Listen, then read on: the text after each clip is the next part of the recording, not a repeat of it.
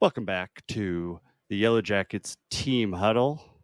Renee, I wanted to ask how you're doing. You know, we don't have Yellowjackets this week. Are you holding up okay? I feel a little lost, not like the show, but just in my life now. I feel like, what am I going to watch? I did immediately begin a rewatch of seasons 1 and 2. So I'm in the middle of that.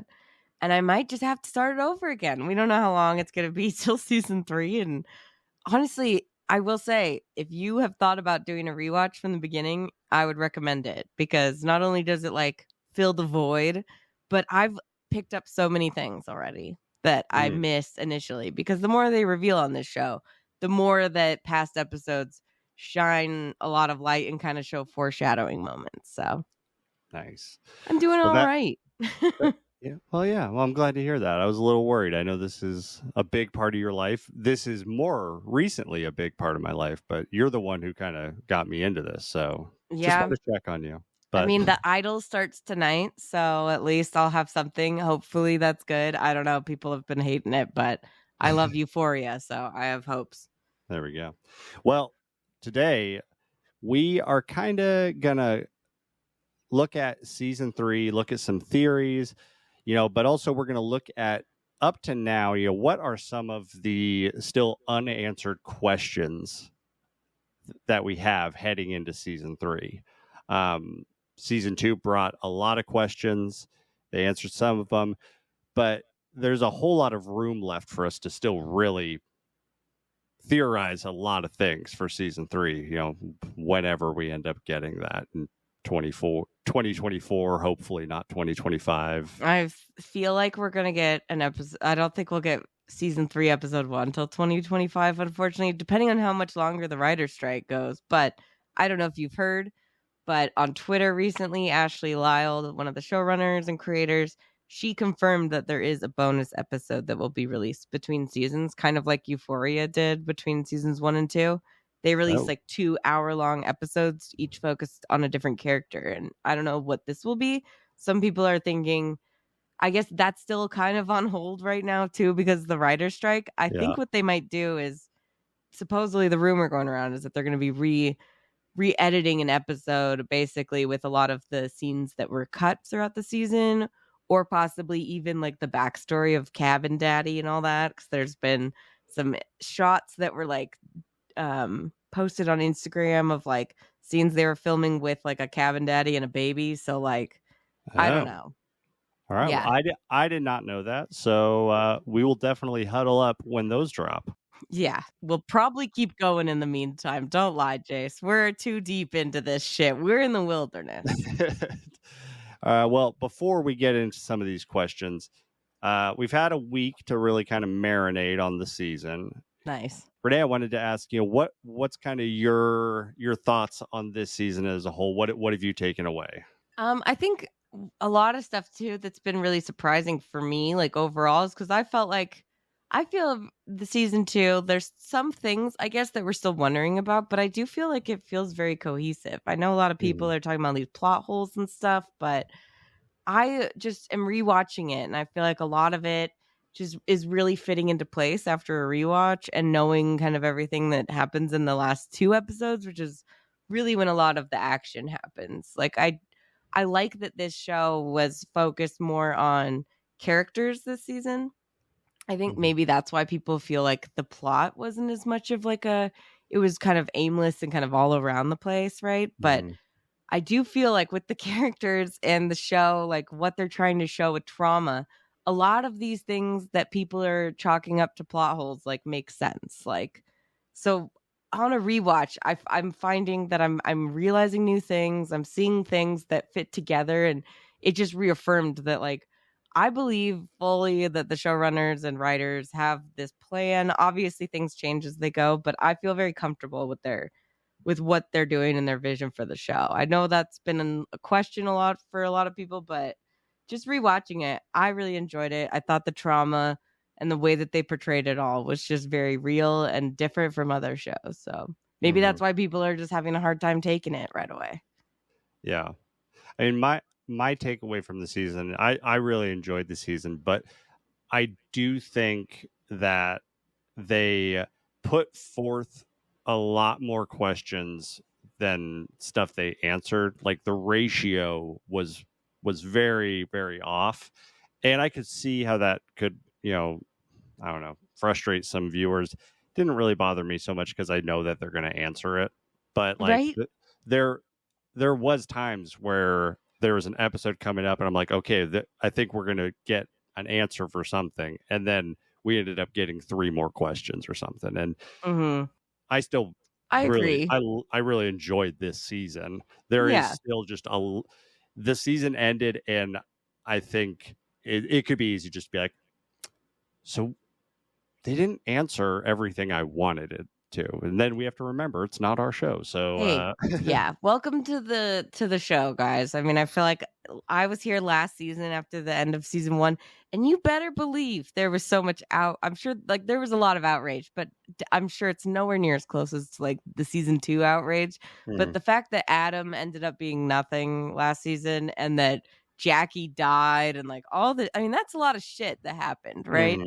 I would say that like there's always going to be outrage when something like that happens because we're getting some answers, but it's not what I thought. That's basically people can choose to be mad about that, or they can like accept it and say, well, I'm not seeing the full picture of what this puzzle is going to be like, right? We all know certain pieces, but we don't actually know what the main picture of the puzzle is.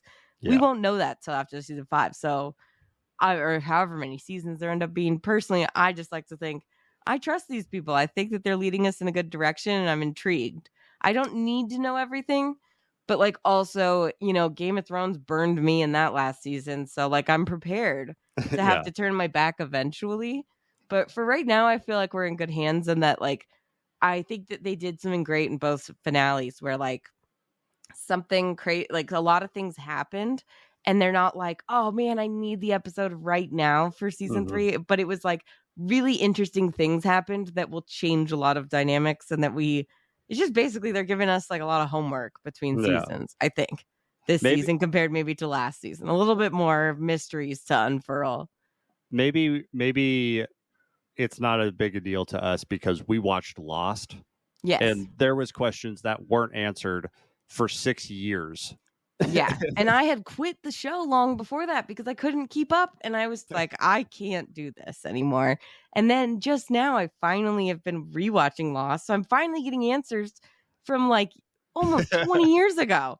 Like I'm just saying, if they burn me this way, this will be the same kind of a thing. But I think there's always going to be mysterious questions. But like this show actually gives us some answers. They might not always be satisfying, but they have things planned out. And of course, they change direction here and there, but I think it's going to be all making sense in the end. I'm kidding. I'm not even kidding, guys. Go back, watch season 1 again. Just alone, season 1. There's so many little things that I'm picking up on now that we know that Natalie is Antler Queen and that like her whole relationship with Misty makes a fuck ton more sense. All I know is this season was much better than season 2 of Westworld. So they're already doing better than them. So the fact that people are comparing this show to Lost and to Heroes when those dipped in quality, and I'm like, you guys don't know. You weren't there. You have no idea. Or even Westworld, because that one I had buried because that shit was so good. Season 1 was a masterpiece, and then season 2 was a Okay. disaster. No, it was bad. Oh, but did you watch season 3 after that? Because it got worse. It was like Tenet. We would have to do a whole different episode just on that. But yeah. Anyways, let us know your thoughts in the comments on this season. But we're now going to get into some of these questions and some of the theories that maybe are around them. First one, I don't really know if there's a theory. This is more just my curiosity. This season, I was expecting Javi's ring to pop up, the ring that they got from his dad. Oh, yeah. And, why? But like, I don't know. I thought for sure, like Lottie in one of the middle season episodes, I was looking at her hands, thinking that Lottie maybe was wearing the ring because she has a lot of jewelry on her hands. And I don't know. The ring seemed really important in season 1. Like they went and got it, and maybe it's just a token, but I don't know. You're on mute. That's like the only time that they ever mentioned the ring, though, is that one part. I know. I thought it was going to come back up. All right, I don't know. think that's just what a you thing. that's what these shows do. But I will say, impressive that you could think of something that I haven't seen posted a billion times online. So like impressive. I'm a pretty original person. Anyways. Okay, so some of your other questions that might be a little bit more realistic. Okay, so this question is, so we still need to know how Javi found the cave / who his friend is. If there is a friend. Well, he said that he had a friend. Isn't the leading theory that it's Sleepy Ty? I mean, that's what everybody's saying, and that's what I think, because I don't think it's going to be an other again, but who knows? Fuck it. I don't know. There could be, if there is a supernatural element, then sure. But I kind of think either he's talking to himself, he's got an imaginary friend. I mean, it's not unheard of. Yeah. How many of we just watched Fall, right? And she imagines that the friend's been alive the whole fucking time. So just saying, Javi's alone. Yeah, she's been dead for 10 years. Like that was like always a big thing. I'm just saying, if I'm stuck alone in a tree, I would probably invent 1 to 3 people that I would be hanging out with and talking all the time because I would go insane, which is insane, obviously, but whatever. So I don't know, but maybe that will be eventually revealed, or maybe doesn't matter. All right. It is interesting, though, to think about who it could be, and if it is not Ty, who the fuck would it be? I think it is going to be revealed in season 3 because it's still part of the story. Like Coach is now in there, and he might find something in there that reveals that who it is, or maybe Sleepy Ty just pops up. They're like, "What are you doing here? This is like I used to come here and eat dirt with Javi in the middle of the night, so get used to it. This is where I shit." No, we all know that it was probably Ty or Javi that shit in the bucket. So maybe you're right. All right. This question really only popped up in the last episode. Okay. But what the hell happens when you refuse to draw? Yeah, I have that as something that I'm excited to see, because Lottie made a big point about that when she told Ty, "Are you refusing to draw? Because you know what happens." We're all like, ooh, like I'm taking some more popcorn. Like, what does happen? Yeah. I mean, I can't imagine it's good, but like, I'm curious. I'm also curious, because they tell Shauna, you have 2 choices. You either can submit and we just kill you here, or you can run. I'm curious in the next season, like if they actually start doing the ritual next season, is there anyone that runs and gets away? Like Ben? Just kidding. Well, no, they're just going to kill Ben. And also he can't run. No, but that's my big question, I think the finale leads me to this question, which is Ben still alive? We don't know. You are you saying you don't know just because we don't have confirmation yet? Because he's definitely alive. He burned the house down. He's living in the cave. I meant like as an adult. Sorry, that was dumb. Okay, gotcha. Okay.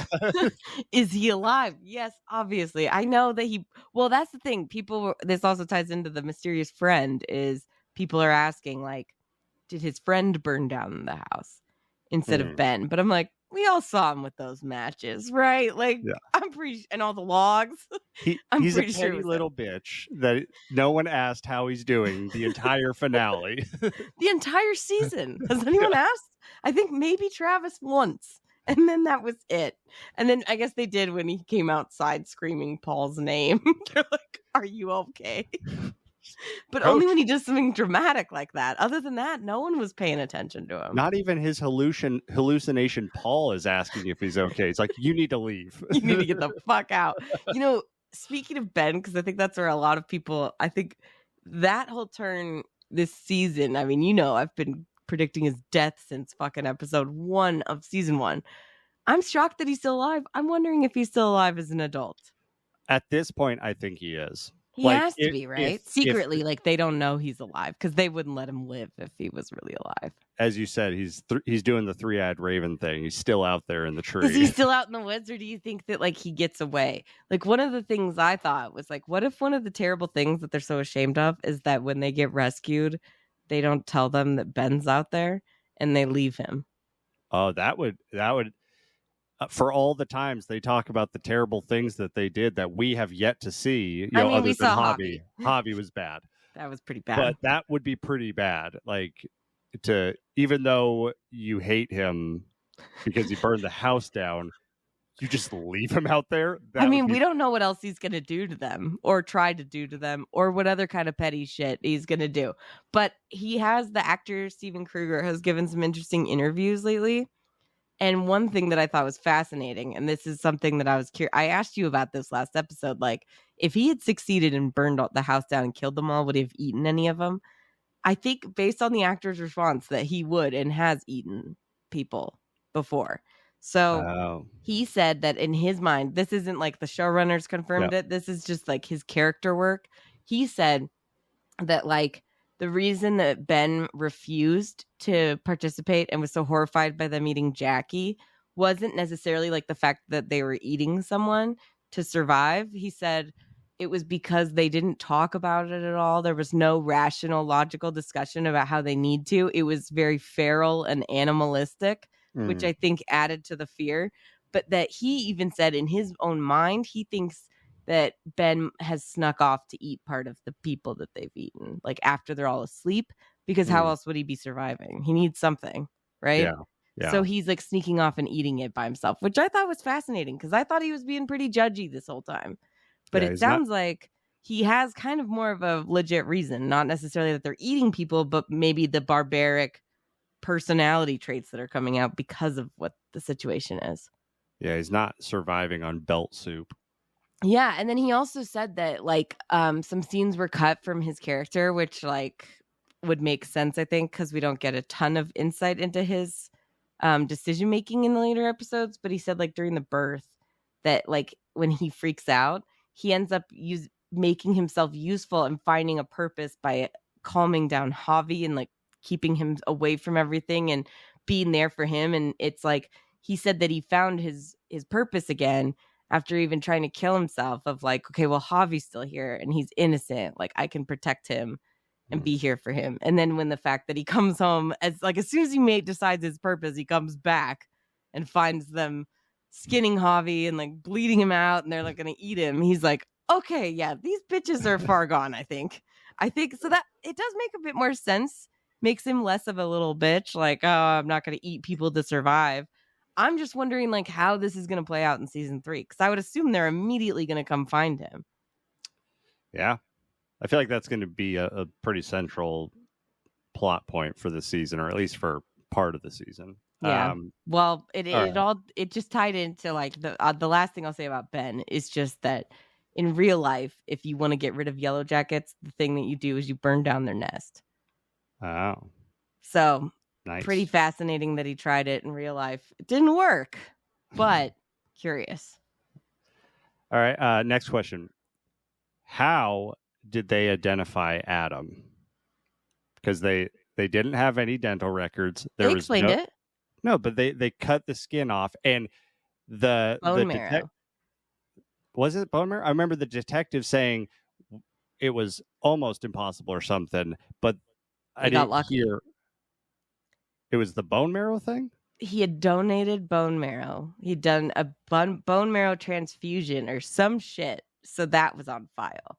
So that was the only thing that was in public records that they were, or whatever, when they were searching his DNA of all kinds, right, to get a match of when they found the body. And they said it's extremely rare, but it's also like a super painful procedure. And like people were like, man, that sucks. Cause it's like, damn, Adam really was a good person. If he was willing to do something like that for somebody, like that's fucked up. And that was why I was wondering, like maybe Walter's the person that he did the bone marrow transfer. And that's when we were questioning Walter's motives.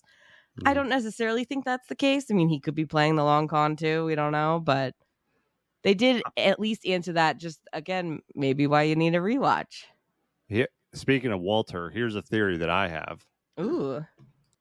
I don't really know how much legs there is, but ever since the finale, which I just call the Walter episode, It is his best work.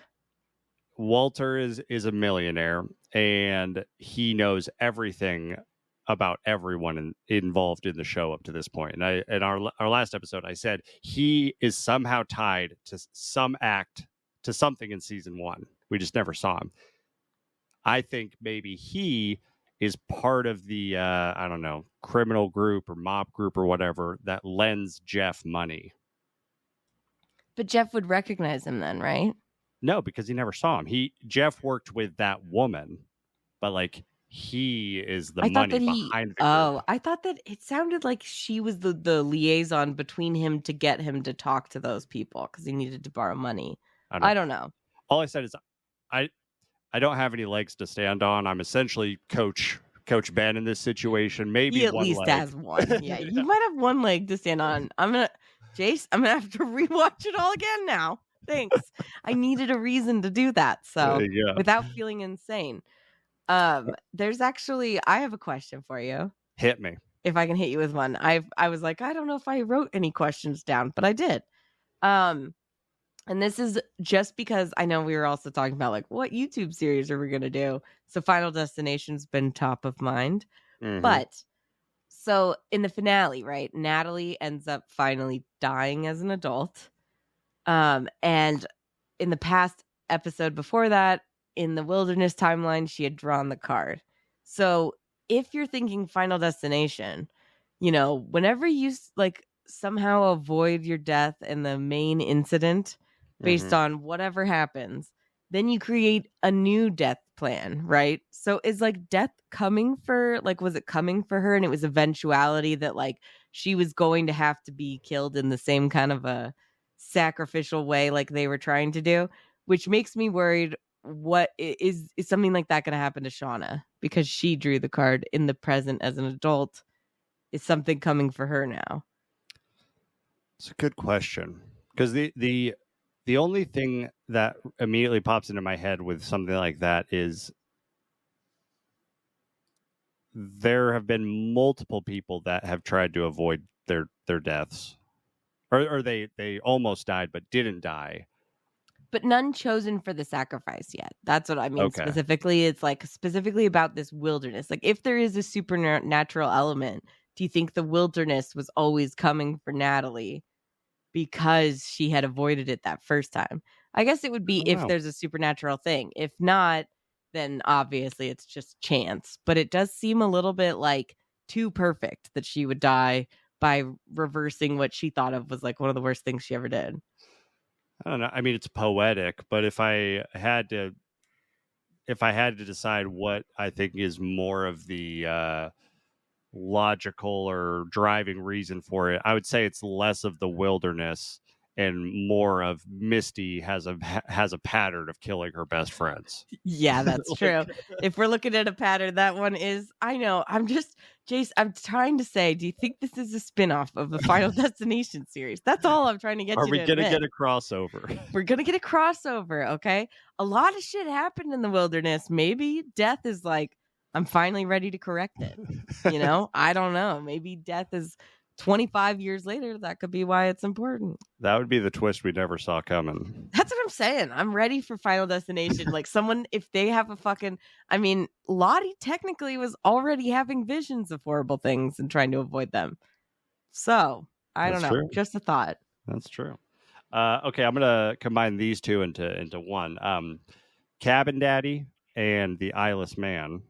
Like, is Cabin Daddy still a daddy without a cabin?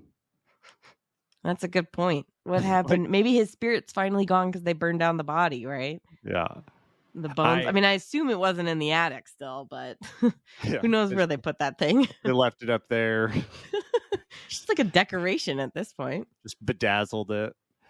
I was thinking, if there is like an evil spirit thing, when I saw that the house was burning down, my immediate thought was like, oh, could this be one of those things where by burning down the house, they've released the spirit? Like, was the spirit stuck contained in the house? Yeah. And then they released it? Or Coach Ben screwed it up? Could be. it's always Coach Ben's fault. I think we'll find everything goes back to being his fault. I'm just kidding. I actually have come to appreciate Coach Ben. He's a lot more like fucking like I never gave that guy a chance. He was the long shot and he's made it this far. I have high hopes for him now. That's all I got to say. So do you think we're going to see Cabin Daddy again? Like, Yes. Well, I guess you said that in that next episode, that bonus episode, Possibly is going to do something. Well, so here's the thing: is that so Jason Ritter is Melanie Lynskey's husband, Yeah. and he was on set filming for Yellowjackets. Like he does that. Like they've done that. They've worked together a few times since they've been together, and he's like he was on The Last of Us as like one of the creatures like in that attack scene. But he specifically like they put like it's him and a baby, and there's a shot of it online somewhere. Just Google it. And he's like wearing the same his jacket is like plaid hunter's jacket. It looks like the one that Travis and Nat wear, honestly. And he's holding a baby, and like the parents of the little baby in real life posted it like, our baby was on fucking Yellowjackets, can't wait for you guys to see it. So people have just been theorizing, because he also said, Jason Ritter said, he didn't work directly with Melanie Lynskey for the scene. Mm-hmm. They think that the episode that we're possibly going to get is like a bottle episode of like what really happened to Cabin Daddy, which would be interesting. So I don't know if that means we're getting anything from like our Yellowjackets, or like would this be just a pure bottle episode about him and what happened? I'd be curious. I don't know. I did see some comments in our other episodes of someone saying that's the perfect bottle episode. It is between Cabin seasons. Daddy. Yeah, I mean, and that's, I think, like I mentioned, the Euphoria episodes that they did were very much bottle episodes about one specific person, and I felt that worked really well. So it was just some additional stuff between seasons that like will shed light on. Now I got to rewatch stuff from the past seasons, so like it got me there and get me excited for season 3. Yeah, and then the eyeless man. Yeah, I don't know what to think about that fuck. It's only Ty who has seen him, right? But he always leads her to places where people die. Yeah. At least so far. Or the symbol's there. Like, I don't know what that has to do with anything. I'm curious if there's a connection between Cabin Daddy and Eyeless Man. Why do you think there would be? I didn't say I think there would be. I'm curious just wondering, like, what is. Okay, I was just curious if you had any reasoning, I guess, to why you would think that maybe there could be a connection. They're the only two like spirits that we've seen. True. Other than like cast members who've already died. Like they're the two people that we don't know anything about, and they're both out in the wilderness, but the circumstances of people seeing them is different. Like only Ty has seen the eyeless man, or Ty's family has seen the eyeless man, but like Jackie saw Cabin Daddy. Or was it Shauna? I just rewatching season 1. Shauna wakes up from that dream afterwards, and she's like freaking out, and I was like, huh. Like I can never tell when I'm rewatching that. Is that that was like Shauna. Is that Shauna dreaming, or is it Jackie also dreaming the same thing and Shauna also dreaming it too, because it's all connected? Yeah. I have no idea, but I would be curious, because personally, just with this question, I think if we learn more stuff about Cabin Daddy, all for it. But I kind of feel like the less we know about this eyeless man, the better, because like just thinking about Lost, when you find out what the smoke monster is, you're like, okay, I guess I don't really care. Or like you find out like the polar bears being on a fucking tropical island. You're like, what the fuck? And then later you're like, it's just an afterthought of like, oh, the scientists brought them here. It's like, what? That could have been way cooler. I don't know. I just think if we find out something, it might not be as exciting as what we're already thinking in our minds. Yeah, I mean, like if they are connected, it could be that eyeless man is a victim of Cabin Daddy, but then it starts getting into a lot of mental gymnastics of like, why does Ty's grandma see the eyeless man and Ty's never seen Cabin Daddy? Like, or maybe Cabin Daddy is a victim of eyeless man. I don't know. I kind of think the eyeless man might just be death. That's what I think, is like a vision of death. Like that. I mean, I don't know. Who knows? Right. But I'm curious how he pertains to the symbol, because there's so many. I think that's the biggest unanswered question. Oh, yeah. Is what the symbol is, because why is it why does sleepwalking Ty get pointed to all these trees that have it already there? And like, Oh yeah, I don't know. It's weird. That's I mean, that's the obvious unanswered question, because we see it all the time.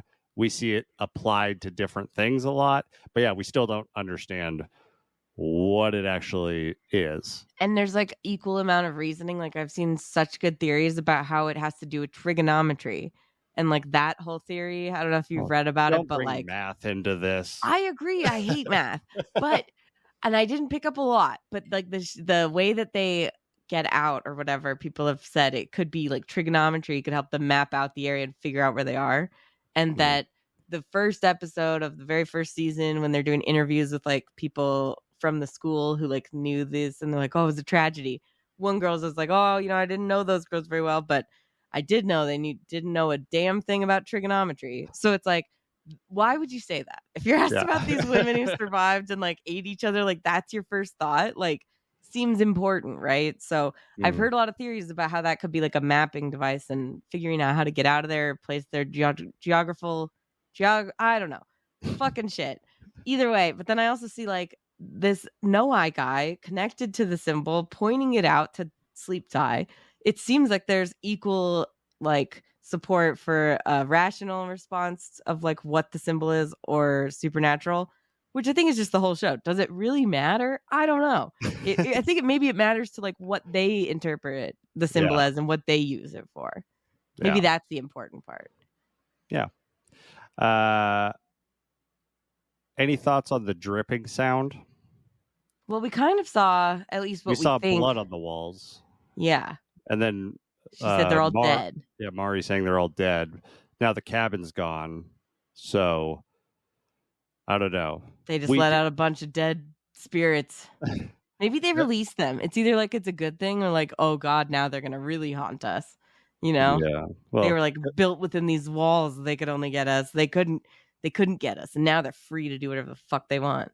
Well, Coach Ben did that intentionally, trying to kill everyone, not to stop spirits. So that definitely means that it just released a bunch of spirits. So yeah, I mean, whatever he was thinking, it's just not going to end well for him, I would think, unless he's even craftier than we're giving him credit for. Well, and the dripping sound is also connected to Sleepy Tie. So we don't know how, but we know that it's connected to them. All right. So last two questions that I have, kind of the same. These two are similar. Where did the Queen card come from? Because Javi found it. Also, where are the other queens?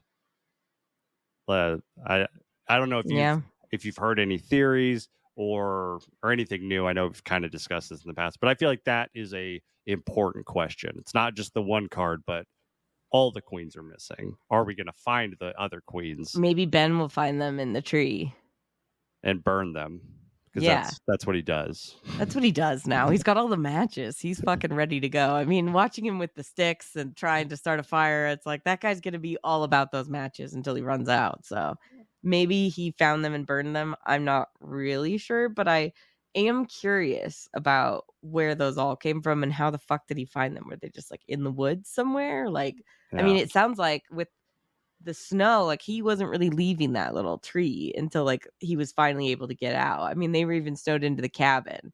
It was like pretty deep. So like I assume he must have found it in there. There looked like some other shit in there. We can't really see. It was very, very dark. I can't wait to explore more of the cave. It kind of lends to the cabin daddy was a serial killer theory. Like someone escaped and they hid in the tree and they had the card with them. It does. And if there is a bonus episode about Cabin Daddy, I would think that it might, I mean, whatever it is, I think it'll shed a lot of light on that personally. Because I think if there is some sort of like caves or hideouts anywhere, like it's got to be tied to his story. So I'm very curious. I'm also curious because here's a question I got for you, kind of related to the ritual. Okay.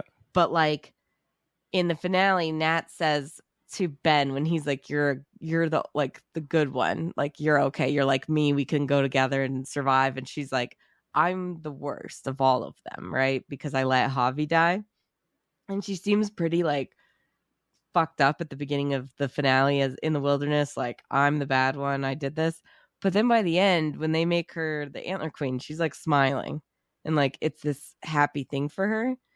And I'm just wondering, is like, we've seen Natalie as like the good, rational, logical one this whole time. And now she does like the worst thing that she could ever think of, probably. And she's immediately rewarded for that behavior and celebrated and made queen. So like, is she about to get up to some really fucked up shit out there? Because she became the queen after all this. She looks really happy about it. Like, I'm wondering, like, we're going to have some questionable feelings about Nat, I think, moving forward in the past. I think some dark things are going to happen. And she was nominated the leader. We have yet to see the actual like birth of the antler queen. Mm-hmm. So until they like create the outfit and start the rituals, like in my mind, the antler queen has not arrived yet. Mm-hmm. And so she's on her way. She right now she's leading everyone, you know. So I'm curious to see if season 3 we actually see like the birth of the antler queen and if there's any changes there. I think in terms of who gets it. I'm more excited for the past timeline than I think I ever have been, because Shauna is very pissed, and I think this is the birth of crazy Shauna, and I'm stoked. Yeah, I mean, she's already kind of been off the deep end a bit this season, but like very tragic things have happened to her that we've all been on her side about.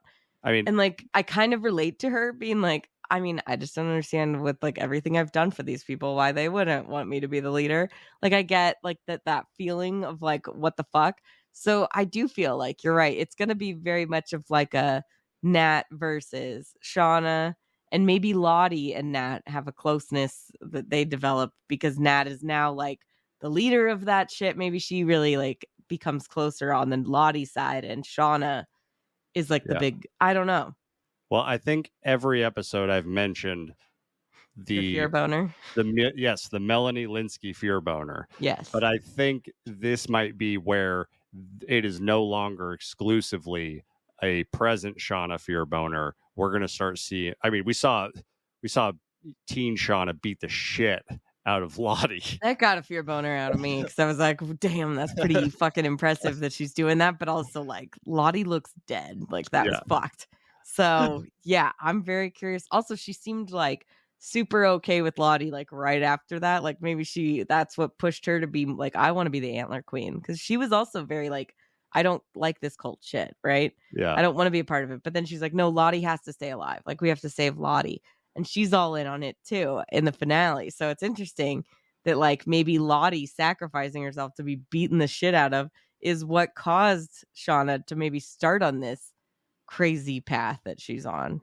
I mean, obviously there's a lot of other stuff that played a part, but I do feel that like her turning and being like, wow, Lottie did that. Like maybe there is something to all this. If I was Lottie, I would be scared to cross Shauna again after that. Like, yes, I would. You are the boss. Like, I know, like just to fucking go and say like, oh no, it's gonna be Nat. Like, I was like, dude, I don't know. I might just give it to her out of fear too, because I don't know if like Shauna's in a place to be like, you know what, Natalie deserves it. Like, I've seen so many memes of like the scene on The Office when Dwight's like standing right there and then Michael Scott's like, your new manager, like, we're promoting Jim, and he's like, they're shaking hands in front of Dwight, and it's like Dwight is like very like, you could just tell internally screaming, and it's like Shauna and then like Lottie and Nat, and you're like, oh my god, yeah, like this is not gonna be good. What does Dwight do immediately after that? Concoct all these crazy schemes to try and get Jim fired, right? I have a feeling it'll be very similar, which makes for great like drama and different things. Like the fact that these characters, I think, we haven't even seen the beginning of them being really fucked up. Like we see a lot of stuff, but like I think we're just scratching the surface. They're about to go. It's going to be really hard to be like, oh man, I support everything that they're doing. But I think that's the point. You're not supposed to. You know, they're all complicated figures. All right, my last question is Crystal. Mm-hmm. Is she alive, or I think she's dead. Did somebody take the body? Did someone move the body? I think the body's still there and it's just too deep down to be found yet. I think maybe when the snow thaws, they'll find her. Yeah. Because she'd been out there for a few days at this point, right? They were snowed in. They couldn't get out after the baby. Who knows? Like, I doubt it was like the next day that they were able to get out and go look for her. So I would imagine with the amount of snow that like accumulated, that she might just be way deep. Like it would take a few minutes instead of just like 30 seconds of like scratching around to find her. But I think it's interesting that Misty was like, doesn't want people to find out about her so bad that she wasn't like, hey, before we kill one of our own, there is probably a body out there frozen somewhere. Just saying. Like, nobody even considered the fact that like Crystal could still be like dead somewhere and they could find her. But like Misty specifically knows exactly where that body would be. You know, like she's like so more concerned with like keeping her status versus like not letting someone die for no reason. It's kind of fucked up. But like I get it. So that's at least my opinion. I just think that Misty searched, but like I think she didn't search like deep enough. It looked like she was more just like if she maybe had spent a few more minutes out there, she might have found something. I don't know. There would have been more of like an obvious, just like if someone had come and dragged the body out of there or animals had gotten to it, like there would be evidence of that. Well, no, but if someone took it, or if she wasn't dead and she crawled away and then the snowstorm happened, and then it covers all that up. The snowstorm started right when she like, remember, because it was like that was literally when they were outside trying to find it, like Ty and Nat, or sorry, not Nat, Shauna, and it was like the crazy snowstorm. So I think it started right away. I don't think, and Crystal looked pretty dead. She did, but like they went out and looked for her after the snowstorm. So like they got snowed in and then they got out and then they started looking for Crystal. So I'm saying while they were in the house, maybe when the snowstorm started, if she crawled away, if she did but where would she go? I don't know. I don't have the answers. I just have questions. Come on, Jace. You can't back up these questions without a little bit of insight. The whole point of this conversation is literally titled Unanswered Questions. But I'm asking you, like, why is that? What evidence do you have that this could be a thing? Because like, why do you feel that way? Because she didn't find Crystal. And why would they show that if it's like, nope, she was just 6 inches deeper. You were just lazy with your mitten and frostbite. They'll find her later when Misty has totally like forgotten about it or like let it slip her mind. And they will find it then. Let's not all forget that, like, I mean, up until her death, Natalie had Misty saved in her phone as do not answer. So I'm just saying Misty's going to get up to some shit out there that makes them all never want to talk to her again. It could all be the fucking plane transmission thing, but I think it could be a lot of other things. Oh, yeah. I don't doubt that at all. Like, I think she's building up a solid list of reasons why they would name her Do Not Answer. Like, I think that this could be part of it. Maybe they find out about Crystal once the snow has, like, thawed. And then maybe if she did crawl away, maybe they still find her body. Because, I mean, where the fuck would she go? Unless there's a cave system and tunnels and all this shit. I just think realistically, she's dead under a lot of snow. The only thing I can say that I agree with you on is that she's covered in shit, so you would be able to smell her from a little while away. Yeah, you would think. I mean, she literally fell on a bucket of shit. So, and you know what everyone says is that you shit yourself when you die. So that's like double whammy. I'm sure they would have been able to find her. Just saying. I miss anything? Do you have any questions that are unanswered? I mean, a lot, but like again, I feel like I just trust that things will come into play eventually and we'll learn more stuff as things go on. I guess my biggest question I want to know is what is adult Van up to? Is she up to something? It seemed like her and Lottie maybe had like planned on something of doing something. I don't know. They seemed like, I mean, she also was like obsessed with her in the past in the wilderness for a long time. Seems like she might still secretly be an acolyte. I don't know. I'm curious to see what happens to Van in the past and the present. I think she's my biggest question mark because we just don't know a ton about what happened to her in between and all this other stuff.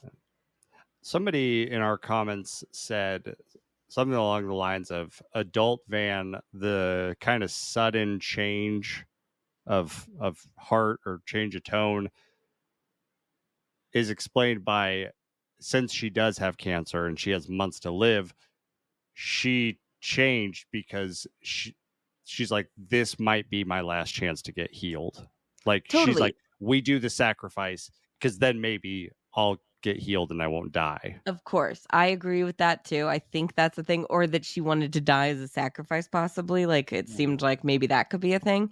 I just wonder, it seems like maybe there's a little something up her sleeve, though, because of the way that she manipulated the rest of the women, and Ty especially, by saying, like, let's cancel the people but not tell anyone else about it.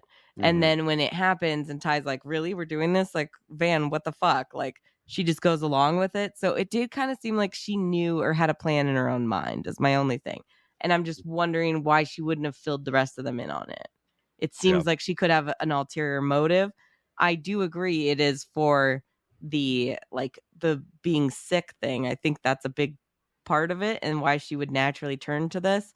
It's just interesting because she seemed very anti everything before they got to Lottie's compound. So I think Van's just my biggest question, but also I think there's obviously so much we haven't seen with her, and it, especially in the past and then as an adult, that like we'll get our answers. I don't think they'll leave that dangling. That's my real. I'm not really concerned with any of these questions. I think we will eventually get answers.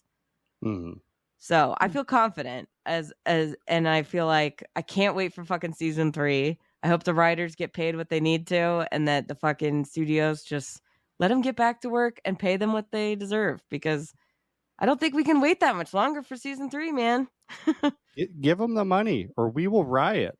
I will riot. I am rioting already. Give the writers their money, man. They fucking deserve it. This show is incredible because of the great writing. I mean, there's obviously a lot of stuff, performances. I just think the writers, they deserve what they fucking need, which is money for what they do. It just seems like a very basic thing. Let's give it to them, and then we can all get more Yellowjackets, which is really all that we want. That's what we want. We want more Yellowjackets. Buzz, buzz, buzz. Buzz, buzz, buzz. Well, we're not going to be talking about Yellowjackets anymore, but I think at this point, we're definitely going to be talking about Final Destination. We're just going to jump on that. So join us for that. And, maybe we'll just find some way to connect Final Destination and Yellowjackets by the end of that. I mean, I've already started. I think I got a thesis paper in the works right now. Let's see. Let's watch. I'm going to watch every single Final Destination, and then we'll get back with the Yellowjackets Mega Theory Final Destination spinoff episode. Hell yes. All right. Well, that is it for the Team Huddle. We will see you next time, and we'll see you next week for Final Destination. Don't forget to like and subscribe. We out here.